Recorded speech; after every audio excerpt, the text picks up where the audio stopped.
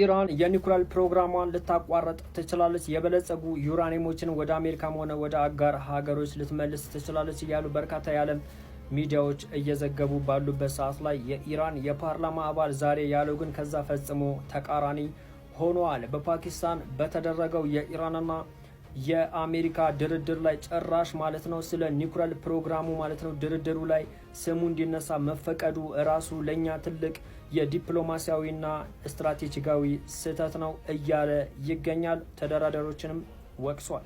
እጅግ አስገራሚ የተባለ መረጃ ይዤላችሁ መጥቻለሁ። እስከ መጨረሻው አብራችሁን ቆዩ። ኢራን እንኳን የኒውክሌር ፕሮግራሟን ልታቋርጥ ቀርቶ ስሙ መነሳቱ ራሱ እያንገሻገሻቸው ይገኛል። የኢራን የፓርላማ አባል ማህሙድ ጭራሽ እንኳን ስሙን እንዲነሳ መፍቀዳችሁ ብሎ እየወቀሳቸው ይገኛል። ተደራዳሪዎቹ በፓርላማ የብሔራዊ ደህንነት የውጭ ጉዳይ ፖሊሲ ኮሚቴ አባል ለሲኤንኤን እንደገለጸው ከሆነ ማለት ነው ጉዳዩ ለድርድር መቅረቡ አሜሪካን ጭራሽ እንድትበረታታና ተጨማሪ ብዙ ጥያቄዎችን ኢራንን እንድትጠይቅ እንዳበረታታት ገልጸዋል። የኒውክሌር ፕሮግራማችን ጭራሽ ለድርድር መቅረብ አልነበረበትም። ይህም በመቅረቡ ምክንያት ጠላቶቻችን ይበልጥ ድፍረት እንዲሰማቸው ሆኗል። ይህም ለኛ ትልቅ ስህተት ነበረ።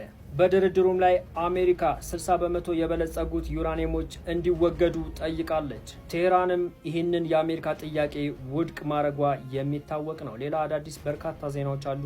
እመለሳለሁኝ። በደም ሼር፣ ኮፒ ሊንክ፣ ሪፖስት ያደርጋችሁ አዳርሱት።